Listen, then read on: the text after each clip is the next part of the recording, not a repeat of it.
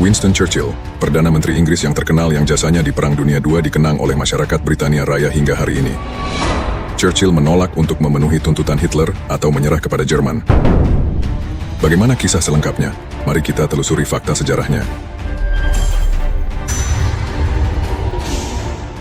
Pecahnya Perang Dunia I pada tahun 1914 menarik Inggris untuk membantu sekutu-sekutunya, seperti membantu Prancis melawan Jerman. Dalam upayanya membuat terobosan baru untuk mengakhiri perang, Winston Churchill menginvasi semenanjung Gallipoli di Turki tahun 1915. Namun perlawanan Turki berhasil menahan serangan tersebut, dan pada akhirnya, setelah 9 bulan dan 250.000 korban jiwa, Britania Raya dan sekutunya menarik mundur tentaranya dengan kekalahan yang memalukan. Walau tidak menjabat lagi, Winston Churchill tetap aktif di dunia politik, terutama setelah Partai Nazi berkuasa di Jerman pada tahun 1933. Churchill menghabiskan banyak waktu dan tenaga untuk memperingatkan bangsanya tentang bahaya Jerman Nazi, tetapi pada masa itu warga Inggris lelah berperang dan ragu untuk terlibat. Peringatan Winston Churchill ternyata terbuktikan benar ketika Jerman menyerbu Polandia. Inggris dan Prancis yang berjanji melindungi Polandia menyatakan perang kepada Jerman. Pada 10 Mei 1940, Winston Churchill menggantikan Perdana Menteri sebelumnya. "Saya tidak punya apa-apa untuk diberikan selain darah, kerja keras, air mata, dan keringat." Kata-kata tersebut adalah bagian dari pidato pertama Winston Churchill ketika ia menjabat sebagai Perdana Menteri. Ketika tentara Jerman menaklukkan Prancis dan Inggris, Churchill melambangkan keinginan negaranya untuk melawan.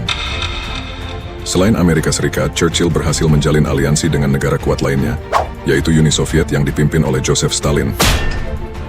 Dengan kekuatan Amerika Serikat dan Uni Soviet di pihak sekutu, Churchill tidak ragu akan menang.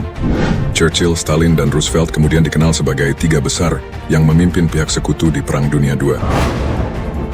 Mereka merupakan pemimpin negara-negara penyumbang tenaga kerja dan sumber daya terbesar.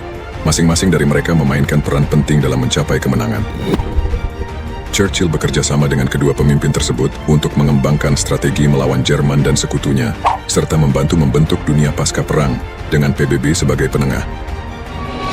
Pada 24 Januari 1965, Winston Churchill meninggal pada umur 90 tahun di Kensington, London, Inggris. Dia menerima pemakaman kenegaraan terbesar yang diberikan kepada rakyat biasa sejak Duke of Wellington. Selama 3 hari dan 3 malam, jasadnya diletakkan di Istana Westminster, dan sekitar 320.000 orang datang untuk memberi hormat. Churchill dimakamkan di halaman gereja Bladon, di samping orang tuanya, dan di dekat tempat kelahirannya, Istana Blenheim. Kisahnya menginspirasi kita tentang keteguhan, keberanian, dan semangat dalam menghadapi tantangan sejarah. Selama Perang Vietnam, Viet Cong membangun jaringan terowongan bawah tanah yang rumit dicuci. Terowongan ini bukan sekadar jalur rahasia, tetapi juga tempat tinggal, rumah sakit, dapur, dan pusat komando. Dengan panjang lebih dari 200 km, sistem ini memungkinkan pasukan Viet Cong bergerak tanpa terdeteksi oleh musuh.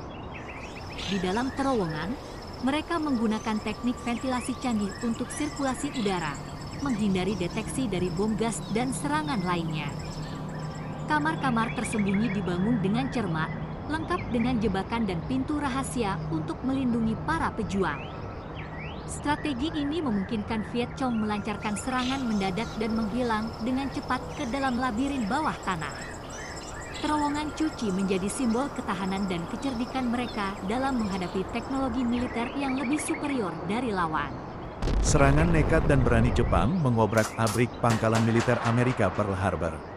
Di tanggal 7 Desember tahun 1941 yang tenang dan santuy, Jepang dengan mendadak melancarkan serangan udara di Pearl Harbor, Hawaii. Ketika pesawat-pesawat tempur Jepang yang tak diundang ini bermanuver di langit-langit Pearl Harbor, prajurit Amerika dalam keadaan tidak siap menghadapi gempuran Jepang. Serangan kejutan Jepang ini benar-benar membuat prajurit Amerika kewalahan dalam menangkis serangan-serangan Jepang. Serangan Jepang ini dipicu oleh dendam Jepang terhadap sanksi ekonomi dan embargo minyak dari negeri Paman Sam dan juga karena ambisi dan hasrat Jepang ingin menguasai Asia Tenggara dan Pasifik. Serangan udara Jepang ini setidaknya memakan ribuan korban jiwa dan menghancurkan sebagian besar peralatan tempur dan peralatan pertahanan Amerika. Jangan lupa subscribe, like, komen, dan share.